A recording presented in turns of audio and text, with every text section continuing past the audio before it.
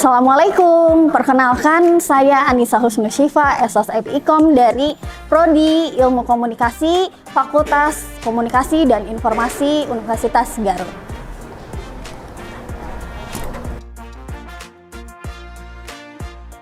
Dalam melaksanakan Tridharma Perguruan Tinggi pada bidang pendidikan, saya meyakini bahwa pembelajaran di perguruan tinggi tidak hanya bertujuan mentransfer pengetahuan, tetapi juga membangun cara berpikir kritis, kemampuan berkomunikasi, serta karakter profesional mahasiswa, agar mereka siap menghadapi dunia kerja dan perkembangan industri komunikasi.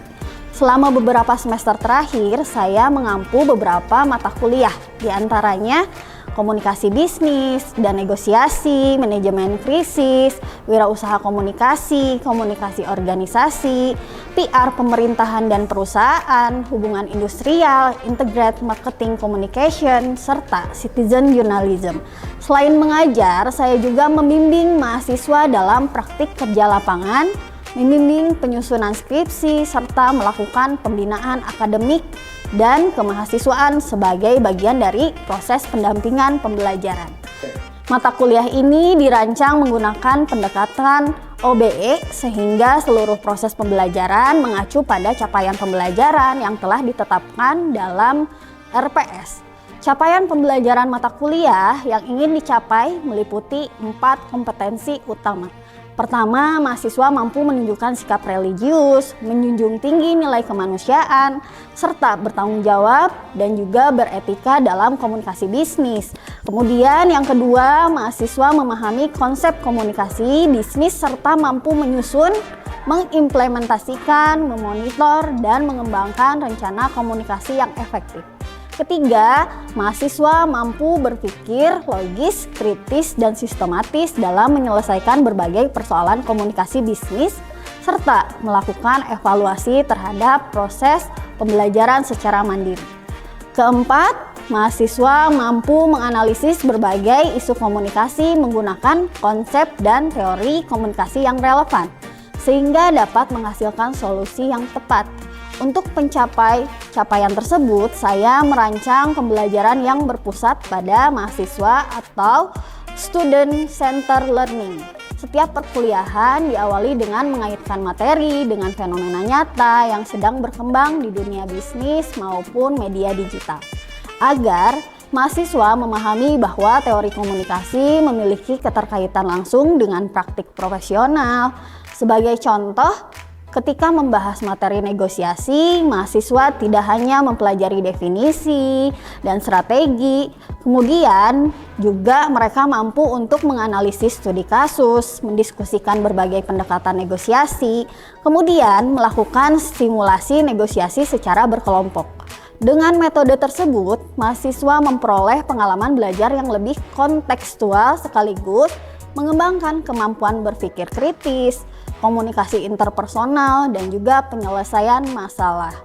Dalam proses pembelajaran, saya memanfaatkan berbagai metode seperti diskusi interaktif, studi kasus, presentasi kelompok, praktik langsung, penugasan berbasis proyek, serta refleksi pembelajaran. Saya juga memanfaatkan Learning Management System dari Universitas Garut sebagai media distribusi untuk materi, penugasan, maupun komunikasi akademik, sehingga proses pembelajaran dapat berlangsung secara fleksibel, terdokumentasi dengan baik. Kemudian interaksi dengan mahasiswa menjadi salah satu aspek yang selalu saya utamakan di sini. Saya berupaya menciptakan suasana kelas yang terbuka sehingga mahasiswa merasa nyaman untuk bertanya, menyampaikan pendapat, maupun memberikan argumentasi berdasarkan teori yang telah dipelajari. Dalam setiap diskusi, saya lebih banyak berperan sebagai fasilitator yang mengarahkan mahasiswa untuk menemukan solusi secara mandiri dibandingkan hanya dengan memberikan jawaban saja. Pada aspek asesmen, saya menerapkan penilaian yang berkelanjutan dan transparan. Penilaian dilakukan melalui kehadiran tugas individu maupun kelompok, presentasi juga, kuis, dan ujian tengah semester. Lalu yang terakhir adalah ujian akhir semester sesuai rubrik yang telah disampaikan sejak awal perkuliahan. Dengan pendekatan tersebut, mahasiswa tidak hanya dinilai berdasarkan hasil akhir, tapi juga berdasarkan proses belajar yang mereka jalani selama 1 semester. Sebagai dosen, saya juga berupaya mengintegrasikan hasil penelitian dan pengalaman pengabdian kepada masyarakat ke dalam materi pembelajaran. Berbagai penelitian yang saya lakukan mengenai komunikasi digital, komunikasi pemasaran, maupun analisis semiotika, saya gunakan sebagai contoh kasus sehingga mahasiswa memperoleh wawasan yang lebih aktual dan berbasis hasil penelitian. Selain itu, saya aktif membimbing mahasiswa dalam praktik kerja lapangan dan penyusunan skripsi. Melalui proses tersebut, saya mendampingi mahasiswa untuk mengembangkan kemampuan berpikir ilmiah, melakukan penelitian secara sistematis, serta menghasilkan karya akademik yang berkualitas. Pendampingan tersebut menjadi bagian penting dalam membangun kesiapan lulusan untuk memasuki dunia profesional maupun akademik. Bagi saya, keberhasilan pembelajaran bukan hanya diukur dari nilai akademik saja untuk mahasiswa, tetapi juga dari perubahan cara berpikir, kemampuan berkomunikasi, kepercayaan diri, serta kesiapan mereka menghadapi tantangan di dunia kerja. Oleh karena itu, saya berkomitmen untuk terus mengembangkan inovasi pembelajaran, memanfaatkan teknologi digital, memperbaharui materi sesuai perkembangan ilmu komunikasi, serta menciptakan proses belajar yang aktif, kolaboratif, dan berorientasi pada capaian pembelajaran lulusan.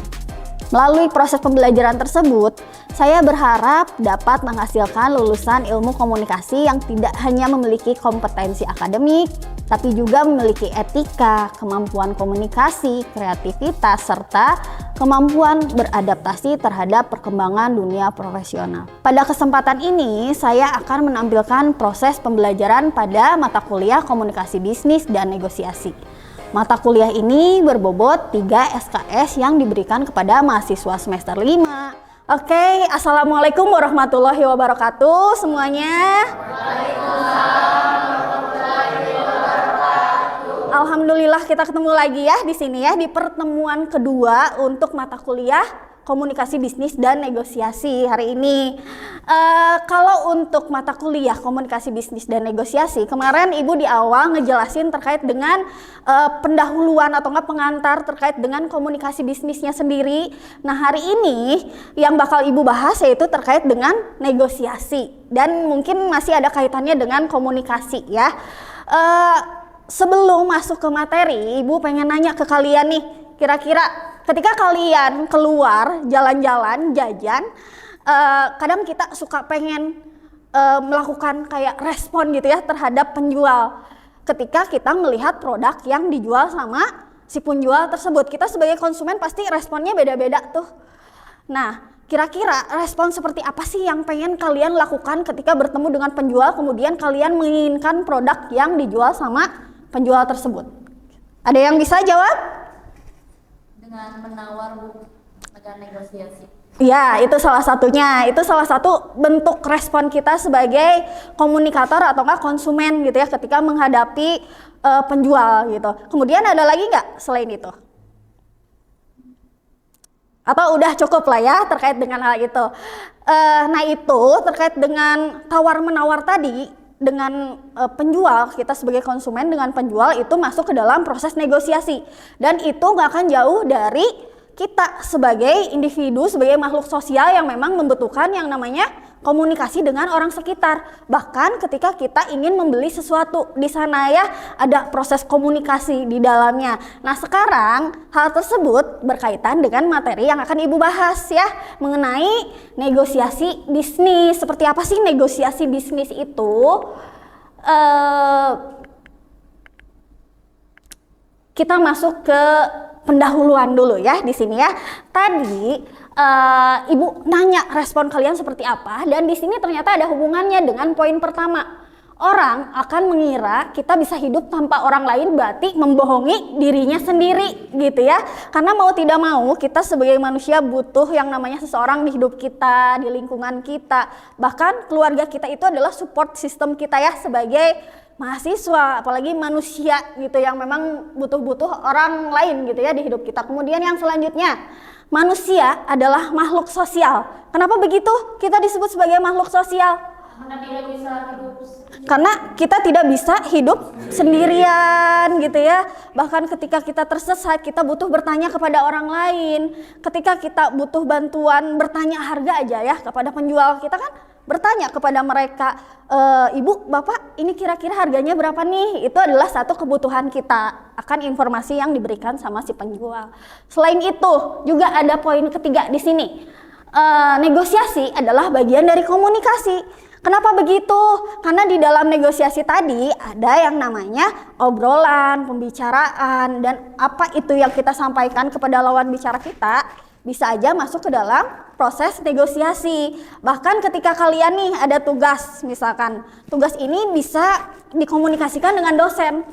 Kita ngerasa tugas tersebut terlalu berat gitu ya, atau mungkin kita ngerasa tugas ini terlalu mepet banget dengan waktunya, kita bisa negosiasi dengan dosen tersebut gitu ya, seperti itu ya. Kemudian yang selanjutnya, kebijaksanaan dalam berbicara lebih berharga daripada kefasihan. Kenapa begitu? Karena kalau misalkan nih kita bicara aja gitu ya, bicara dengan kata-kata yang sembarangan yang dilontarkan kepada orang lain, otomatis itu bisa menyinggung orang sekitar kita kan.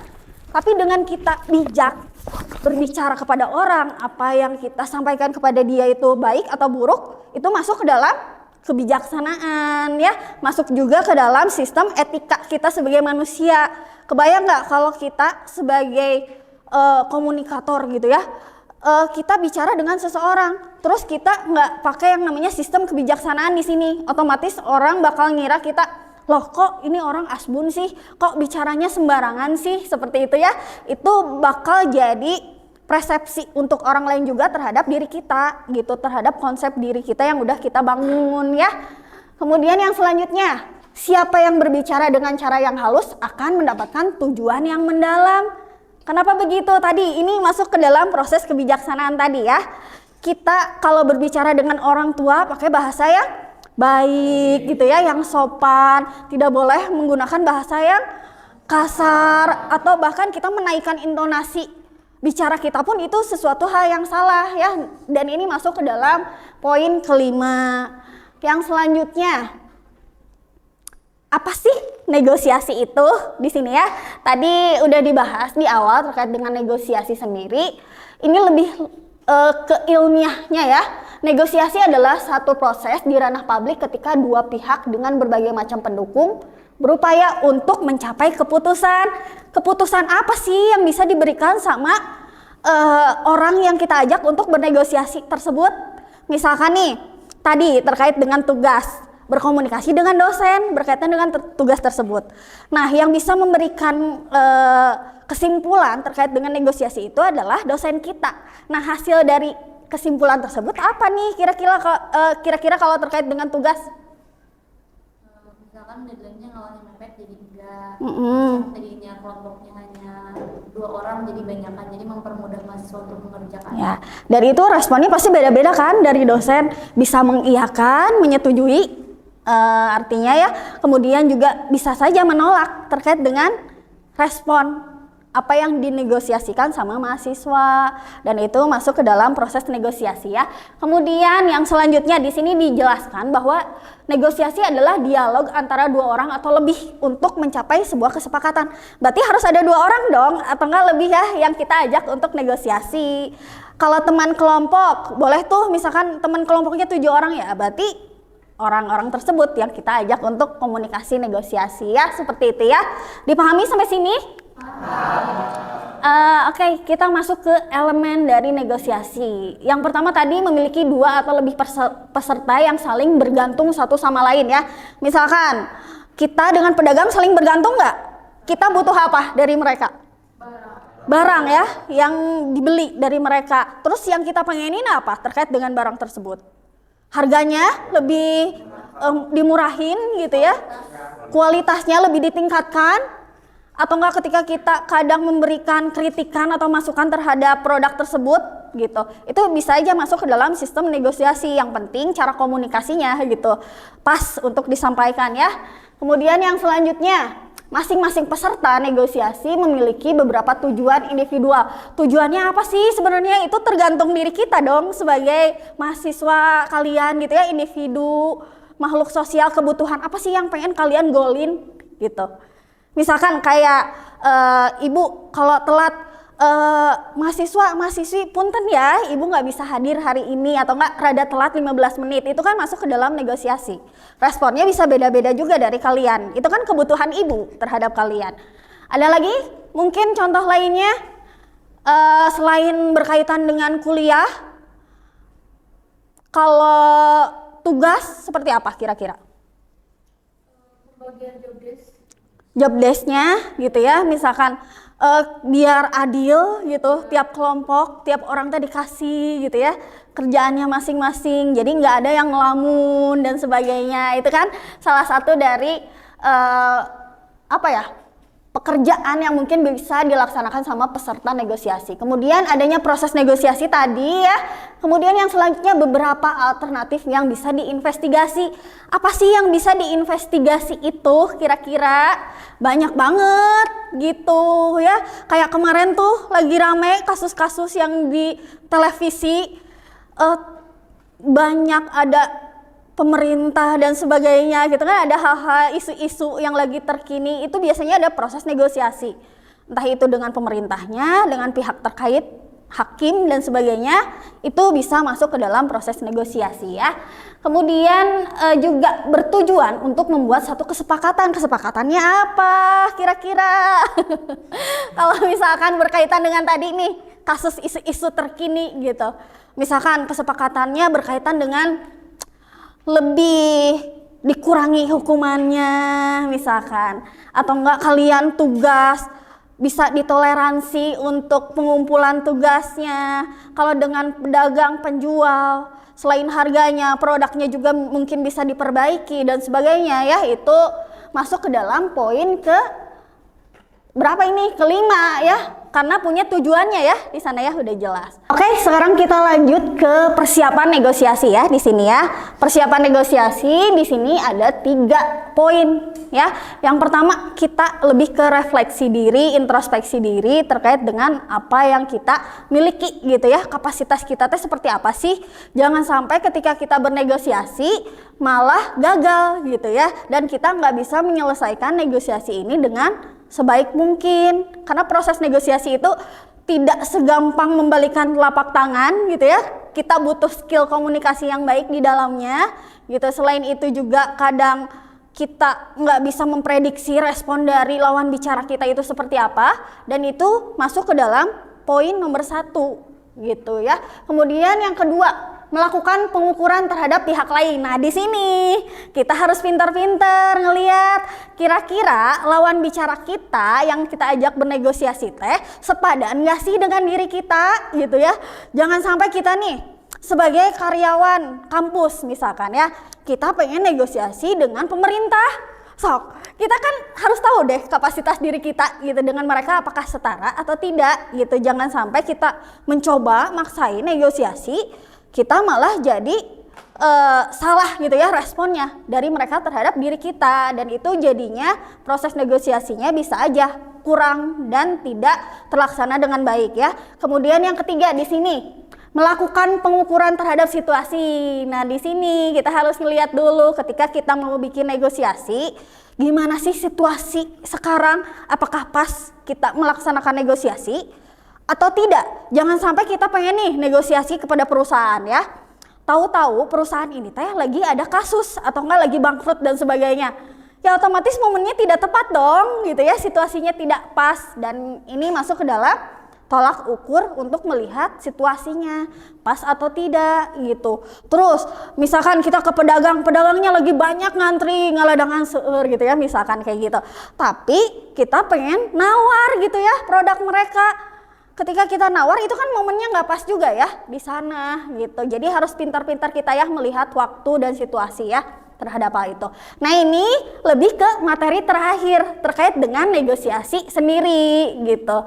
Nah untuk negosiasi sendiri ini berarti penting banget ya untuk kita pelajari dari mulai persiapan pun gitu ya, dari hal yang paling awal itu kita sebagai individu mungkin bisa aja menerapkan ini di kehidupan sehari-hari kita ya, apalagi kalian mahasiswa perlu ada yang namanya negosiasi di antara kebutuhan kampus kalian, negosiasi dengan pembimbing, teman dan sebagainya, itu masuk ke dalam proses negosiasi ya. Nah kira-kira dari yang udah Ibu sampaikan barusan tadi terkait dengan persiapan negosiasi ini, kalian ada satu hal yang kalian ingat gak sih terkait dengan penjelasan mengenai persiapan negosiasi ini? Silahkan. Saya Ibu, pertama yang saya dengar yaitu dari penjelasan Ibu, pertama ada persiapan, terus kunci komunikasi yang baik dan efektif, ya. Lalu ada saling menghargai Ibu, biar agar proses negosiasinya itu lancar gitu Ibu. Betul. Oke. Terima kasih responnya mungkin ya terkait dengan persiapan dari negosiasi sendiri, dan itu Ibu simpulkan berarti ya negosiasi itu sepenting itu untuk diri kita gitu ya. Bahkan ketika kita berkomunikasi kayak tadi nih Ibu bertanya, ada nggak sih yang mungkin kalian ngerti dari apa yang Ibu paparkan terkait dengan materi tadi? Kamu kan langsung unjuk jari gitu kan, langsung memaparkan apa yang kamu pahami terkait dengan hal itu. Tapi bisa aja respon Ibu beda terkait dengan tadi ya, bisa aja kamu jangan tunjuk jari dong, jangan kamu deh, yang lain aja. Itu masuk ke dalam proses negosiasi ya, seperti itu ya. Oke, terima kasih atas respon dan juga keberanian kamu ya terkait dengan tadi perkenalan mengenai negosiasi sendiri itu seperti apa sih tahapannya, dan itu memang penting banget ya untuk kita pelajari apalagi sebagai mahasiswa gitu, dan memang bakal diterapkan sama kita ke depannya ya, entah itu dalam lingkungan kampus atau lingkungan rumah, bahkan ketika kita berorganisasi atau nggak ketemu dengan penjual dan sebagainya, itu masuk ke dalam proses negosiasi ya. Ada satu lagi yang pengen Ibu tanyain gitu terkait dengan proses negosiasi sendiri. Nah, yang pengen Ibu tanyain, gimana kalau misalkan nih ada perusahaan yang memang produknya udah baik gitu ya, kemudian juga penjualannya juga udah bagus di sana, tapi ternyata dari sisi komunikasinya untuk negosiasi atau enggak ketika berkomunikasi dengan kolega atau bahkan dengan konsumen dan sebagainya itu tidak bagus dalam sisi komunikasi. Ada yang bisa memberikan masukan? Boleh. Kalau menurut saya, jika memang bisnisnya sudah bagus tapi memang dalam hal komunikasinya kurang, yang pertama akan hilangnya pelanggan, yang kedua hilangnya kerjasama dengan orang lain juga, yang ketiga bisnis akan sulit berkembang. Intinya bisnis bagus saja memang nggak cukup, komunikasi yang baik juga memang bisa menentukan bisnis itu sukses atau tidaknya Ibu. Oke, terima kasih atas responnya terkait dengan apa yang udah Ibu tanyain ya mengenai hal itu. Berarti di sini kesimpulannya perusahaan tetap penting ya, dan harus punya yang namanya skill komunikasi di dalamnya. Kebayang sebuah perusahaan udah besar, kemudian udah punya branding yang bagus juga, udah citranya juga bagus, tapi ternyata cara berkomunikasi mereka, entah itu dengan konsumen, dengan sesama kolega dan sebagainya, itu buruk, dan itu bisa aja malah bikin brand mereka itu terpuruk, atau enggak mungkin citranya jadi nol di mata masyarakat. Konsumen juga jadi enggan untuk membeli produk mereka ya. Itu berarti kita sebagai individu atau enggak yang berada di sebuah perusahaan, karyawan atau mahasiswa pun harus gitu kan yang namanya ngerti proses negosiasi di dalamnya, karena sepenting itu ya untuk diri kita. Oke, terima kasih Ibu ucapkan untuk kalian. Alhamdulillah untuk perkuliahan hari ini cukup sampai di sini Ibu sampaikan. Terima kasih juga untuk kalian. Mudah-mudahan untuk kita semua bisa bermanfaat ya untuk perkuliahan di pertemuan kedua ini. Kita ketemu lagi minggu depan di pertemuan yang ketiga ya. Oke, akhir kata Ibu sampaikan. Assalamualaikum warahmatullahi wabarakatuh. Waalaikumsalam warahmatullahi wabarakatuh. Terima kasih ya semua. Demikian penayangan video pembelajaran untuk mata kuliah komunikasi dan bisnis negosiasi. Saya ucapkan terima kasih. Wassalamualaikum warahmatullahi wabarakatuh.